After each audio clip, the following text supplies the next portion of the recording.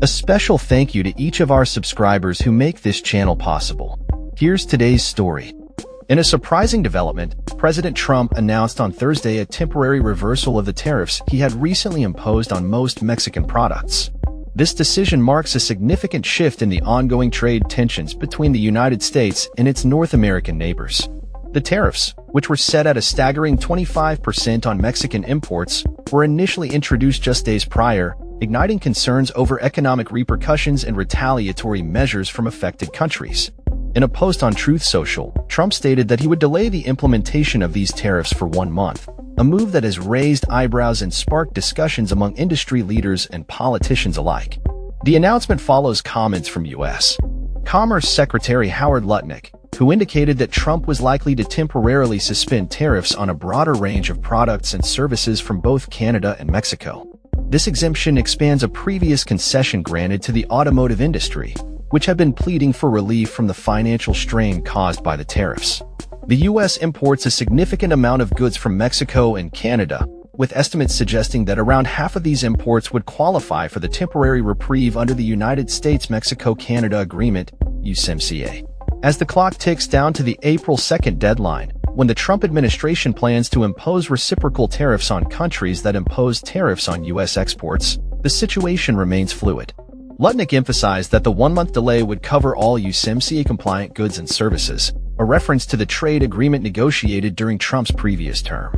However, he also warned that if Canada and Mexico fail to take adequate measures to curb the flow of fentanyl into the United States, the 25% tariffs could be reinstated.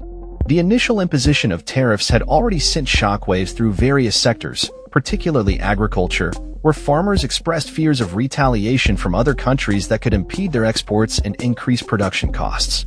China and Canada swiftly responded to the tariffs, imposing their own retaliatory measures on U.S. goods, while Mexican President Claudia Sheinbaum vowed to respond with counter-tariffs.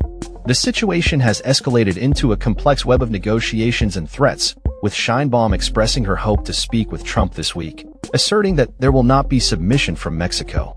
In Canada, Prime Minister Justin Trudeau welcomed the news of the temporary delay but reiterated that Canada would maintain its retaliatory tariffs until the unjustified American tariffs on Canadian goods are lifted. The ongoing trade war has put immense pressure on various industries, with the automotive sector particularly concerned about the implications of the tariffs. The temporary exemption for USMCA-compliant goods is seen as a critical relief for manufacturers, potentially saving consumers from increased costs on new vehicles. However, the looming threat of tariffs resuming in April adds an element of uncertainty to the market. Trump's administration has faced mounting pressure to relax the tariff regime permanently as backlash from U.S. firms and investors grows. The potential for a trade war has raised concerns about its impact on the U.S. economy, with predictions suggesting that it could push the nation into recession. The dollar has already seen a decline in value, and government borrowing costs have risen amid the turmoil.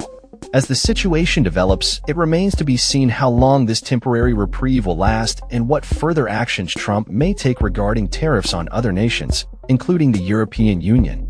The stakes are high, and both domestic and international observers are closely monitoring the evolving trade landscape. That's all for this story. We upload videos every day covering many different subjects, so hit that subscribe button to stay informed. Thanks for watching.